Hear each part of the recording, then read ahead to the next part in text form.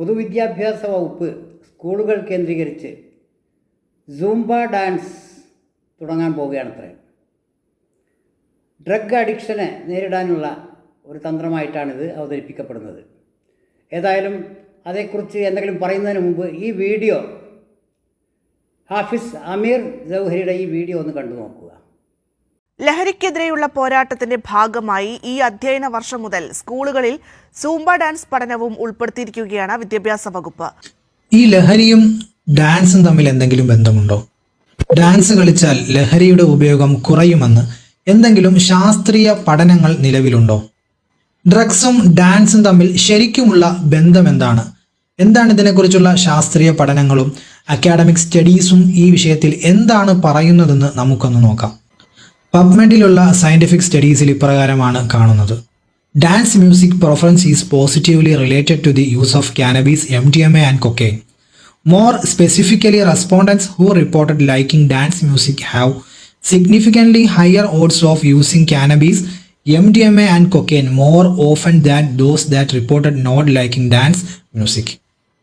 അതായത് ഡാൻസ് മ്യൂസിക്കും MDMAയും കഞ്ചാവും കൊക്കൈനും തമ്മിൽ അഭേദ്യമായ ബന്ധമുണ്ടെന്നാണ് പബ്മെഡിലെ ഈ ഒരു പഠനം പറയുന്നത്. ഇത് യുണൈറ്റഡ് സ്റ്റേറ്റ്സ് ഗവൺമെന്റിന്റെ ഒഫീഷ്യൽ വെബ്സൈറ്റ് ആണ്.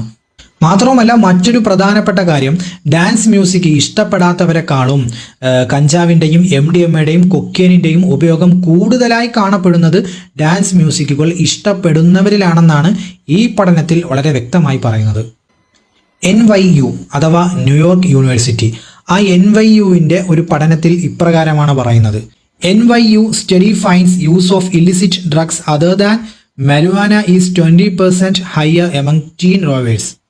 നമ്മുടെ ന്യൂയോർക്ക് യൂണിവേഴ്സിറ്റിയുടെ പഠനത്തിൽ വളരെ വ്യക്തമായി പറയുന്നുണ്ട്, മരുവാന അല്ലാത്ത മറ്റു ഡ്രഗ്സിന്റെ ഉപയോഗം ടീൻ റോവേഴ്സിന്റെ ഇടയിൽ 20% കൂടുതലാണ്. ഈ റോവേഴ്സ് എന്ന് പറഞ്ഞു കഴിഞ്ഞാൽ റേവ്സിൽ പങ്കെടുക്കുന്നവർക്കാണ് റേവേഴ്സ് എന്ന് പറയുന്നത്. റേവ്സ് എന്ന് പറഞ്ഞു കഴിഞ്ഞാൽ ഹൈലി എനർജറ്റിക് ആയിട്ടുള്ള ഡാൻസ് പാർട്ടീസ്, അല്ലെങ്കിൽ ഇലക്ട്രോണിക് ഡാൻസ് മ്യൂസിക്, അല്ലെങ്കിൽ DJ പാർട്ടീസ്, ഇതിനൊക്കെയാണ് റേവ്സ് എന്ന് പറയുന്നത്. ഈ റേവ്സിൽ അറ്റൻഡ് ചെയ്യുന്നവർക്കാണ് റേവേഴ്സ് എന്ന് പറയുന്നത്. അപ്പോൾ കൗമാരക്കാരായ ഇത്തരത്തിലുള്ള പാർട്ടീസിൽ പങ്കെടുക്കുന്നവരിൽ 20% ഡ്രഗ്സിന്റെ ഉപയോഗം കൂടുതലാണെന്നാണ് NYU പറയുന്നത്. NYUവിന്റെ ഈ ഒരു പഠനത്തിന്റെ ടൈറ്റിൽ തന്നെ അഡോളസൻസ് ഡ്രഗ്സ് ആൻഡ് ഡാൻസിങ് എന്നാണ്. മറ്റൊരു പഠനം പറയുന്നത്, അതിന്റെ ടൈറ്റിൽ പ്രകാരമാണ് MDMA as a dance drug.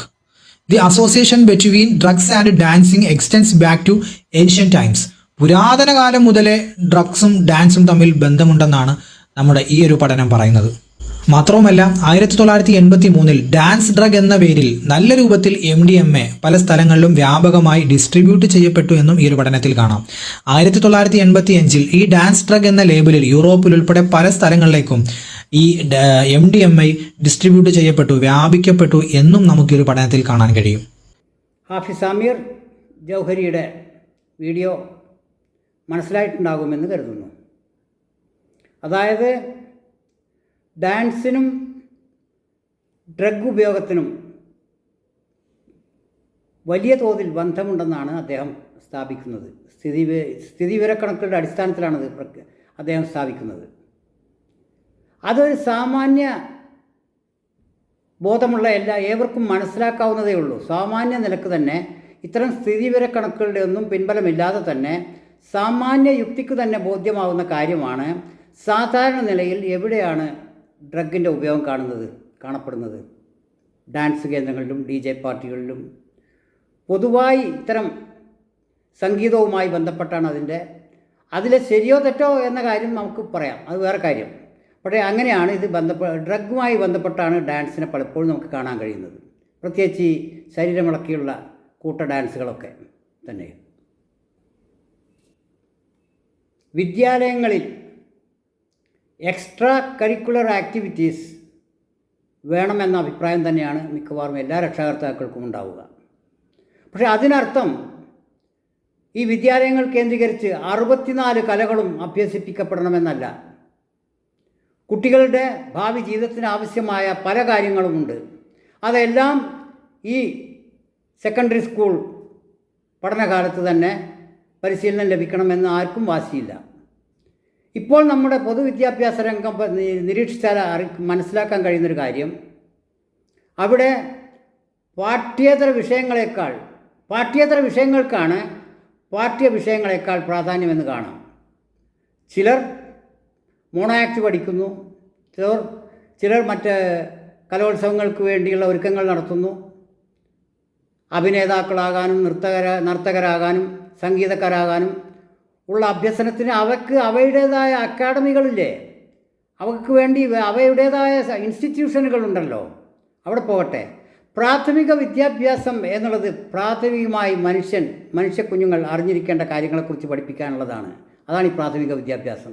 10ാം class 12ാം class വരെയുള്ളത്. അത് കഴിഞ്ഞാൽ 12 കഴിഞ്ഞാൽ പിന്നെ നമുക്ക് ആവശ്യമുള്ള സ്ട്രീമിലേക്ക് നമുക്ക് മാറാം. ഓരോ വിഷയങ്ങൾക്കുമുണ്ട് വ്യത്യസ്തമായ വിപുലമായ തോതിലുള്ള സ്ട്രീംസ്. വിപുലമായ സമുദ്രം പോലെ വിഷയങ്ങളാണ്. ഇതിൽ ചില കാര്യങ്ങളെടുത്ത് പ്രൈമറി വിദ്യാഭ്യാസ കാലത്ത് അല്ലെങ്കിൽ ഹൈസ്കൂൾ വിദ്യാഭ്യാസ കാലത്ത് തന്നെ ഇതെല്ലാം അഭ്യസിപ്പിക്കണം. എല്ലാം ഈ സ്കൂളിലെ 10 മുതൽ 4 വരെയുള്ള സമയത്തിനുള്ളിൽ 3/4 മണിക്കൂർ അരമണിക്കൂർ വരുന്ന ഓരോ പീരീഡുകളായിട്ട് തിരിച്ച് ഇതിൽ ജീവിതത്തിന് വേണ്ട മുഴുവൻ കാര്യങ്ങൾ അഭ്യസിപ്പിക്കണം എന്ന് വാശി പിടിക്കുന്നത് എന്തുകൊണ്ടാണ്? അത് പ്രായോഗികമല്ലല്ലോ ഒട്ടും. സർക്കാർ ഒരു പുതിയ കാര്യം പരീക്ഷിക്കാൻ മുതിരുമ്പോൾ സ്വാഭാവികമായും വേണ്ടത്ര ചർച്ച നടത്താതെയാണ് അത് ആരംഭിക്കുന്നതെങ്കിൽ അതിനെക്കുറിച്ച് എതിരഭിപ്രായങ്ങളുണ്ടാവും. സ്വാഭാവികമാണത്. പ്രത്യേകിച്ച് കമ്മ്യൂണിസ്റ്റ് സർക്കാരുകൾ ഈ അടുത്ത കാലത്തായി കേരളത്തിൽ പ്രത്യേകിച്ച് നമ്മുടെ സാമൂഹ്യമായ മര്യാദകൾക്കും സാംസ്കാരിക പശ്ചാത്തലങ്ങൾക്കും ഇണങ്ങാത്ത പല പരിഷ്കരണങ്ങളും സ്കൂളുകൾ കേന്ദ്രീകരിച്ച് കൊണ്ടുവരാൻ വേണ്ടി ശ്രമിക്കുന്നതായി നാം കണ്ടിട്ടുണ്ട്. അവയിൽ പലതും ഒരു സോഷ്യലിസ്റ്റ് ഗവൺമെൻറ്റിൻ്റെ അജണ്ടയിൽ ഉൾപ്പെടുന്നതല്ല എന്നും കാണാം.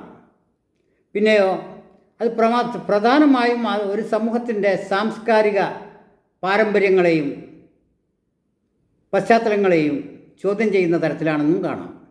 ഇതിനെ എല്ലാവരും എതിർത്തു കൊള്ളണമെന്നില്ല. പക്ഷേ ചില സമൂഹങ്ങൾക്ക് ഇതിൽ എതിർപ്പുണ്ടായെന്ന് വരാം.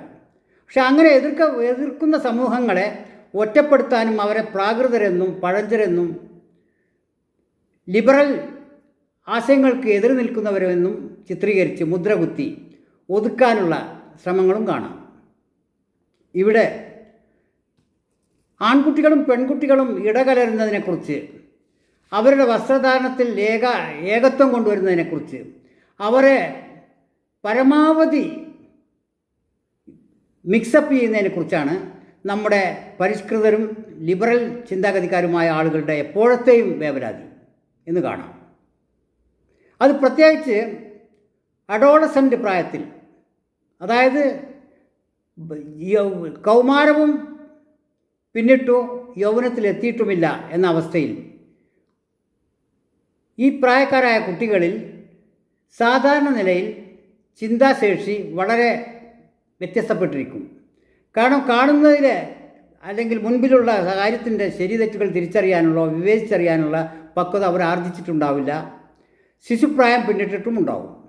ഈ ഘട്ടത്തിൽ, അതായത് ഇംഗ്ലീഷിലൊരു ഫ്രേസ് ഉണ്ട്, ചൊല്ല്, ക്യാച്ച് ദം യങ് എന്ന് പറഞ്ഞതുപോലെയാണ് നമ്മുടെ കമ്മ്യൂണിസ്റ്റ് ഗവൺമെൻറ്റുകൾ ഈയിടെയായി പ്രവർത്തിച്ചുകൊണ്ടിരിക്കുന്നത്. ഈയിടെയായിട്ടല്ല, അത് പണ്ടും അവർക്കുള്ള സ്വഭാവം തന്നെയാണ്. കാരണം ഒരു ജനതയെ കീഴ്പ്പെടുത്താൻ അവരെ സാംസ്കാരികമായി പിടികൂടണമെന്ന് അവർക്കറിയാം. അത് പിടികൂടിയിട്ടുമുണ്ട്. പക്ഷേ കാലാന്തരത്തിൽ ആ പിടിക്കപ്പെട്ട ജനങ്ങൾ മോചിതരായി കമ്മ്യൂണിസം ഇല്ലാതാവുകയാണ് ചെയ്തിട്ടുള്ളത് എന്ന അനുഭവ പാഠം അവർ ഇനിയും ഉൾക്കൊള്ളുന്നില്ല എന്നാണ് സത്യം. അപ്പോൾ ഇവിടെ ക്യാച്ച് ദം യങ് എന്ന് പറഞ്ഞത് ശൈശവത്തിലോ കൗമാരത്തിലോ നടക്കില്ല.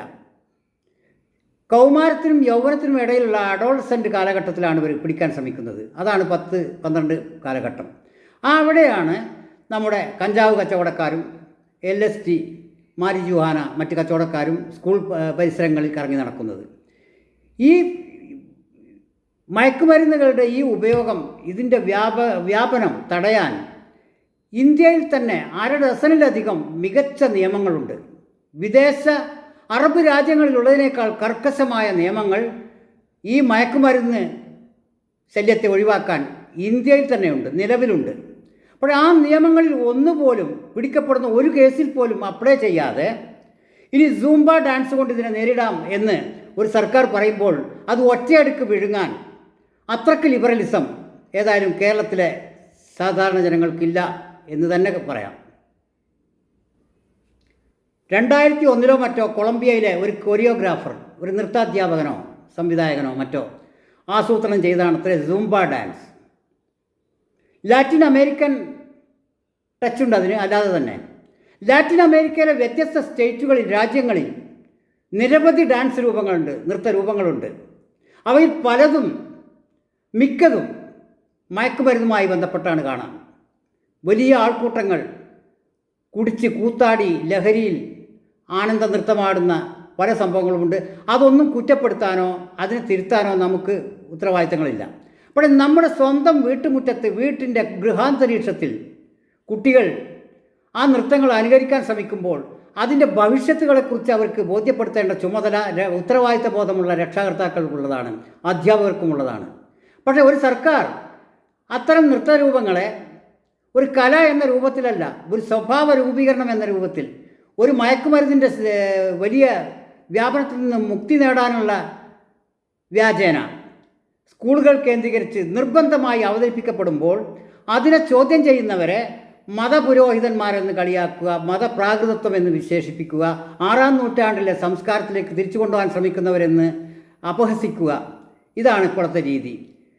സ്വാഭാവികമായും ഒരു പ്രത്യേക സമുദായത്തെക്കുറിച്ചാവുമ്പോൾ എതിർകക്ഷികൾ മുഴുവൻ ഈ ലിബറലിസത്തിൻ്റെ കൂടെ അണിചേരുകയായി.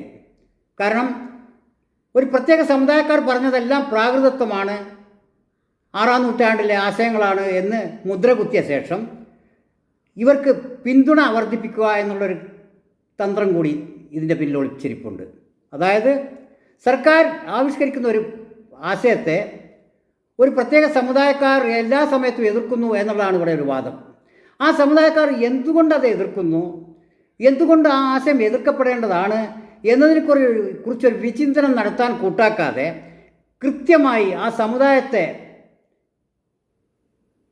മുദ്ര കുത്താനാണ് ഇവർ ശ്രമിക്കുന്നത്. പ്രാകൃതരെന്നും പഴഞ്ചന്മാരെന്നും പിന്തിരിപ്പന്മാരെന്നും പ്രതിലോമകാരികളെന്നും. എന്നിട്ട് മറുഭാഗത്തുള്ളവരെല്ലാം പുരോഗമനകാരികളും പരിഷ്കൃതവാദികളും ലിബറലിസ്റ്റുകളുമായി ചിത്രീകരിക്കപ്പെടുകയും ചെയ്യുന്നു. ഈ മത്സരം നമുക്ക് അവസാനിപ്പിക്കേണ്ടിയിരിക്കുന്നു. നമ്മുടെ ഭാവി തലമുറയുടെ മികച്ച സുരക്ഷിതമായ ഭാവിക്ക് വേണ്ടി, യുവതലമുറയുടെ ഭാവിക്ക് വേണ്ടി നമുക്ക് കൂട്ടായ്മയായി പ്രവർത്തിക്കാം. ഇവിടെ ആശയങ്ങളുടെയോ പ്രത്യയശാസ്ത്രങ്ങളുടെയോ ഇഴകീറി പരിശോധിക്കേണ്ട ഘട്ടമല്ല.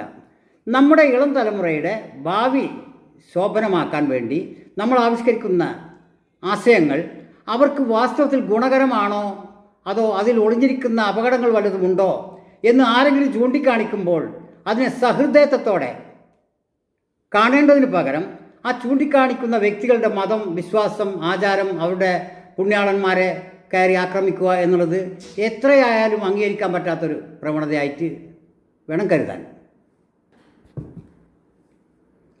പൊതുവിദ്യാഭ്യാസ രംഗത്ത് ഇന്നതേ പഠിപ്പിക്കാവൂ, ഇന്നത് പാടില്ല എന്നൊന്നും ആരും പറയുന്നില്ല.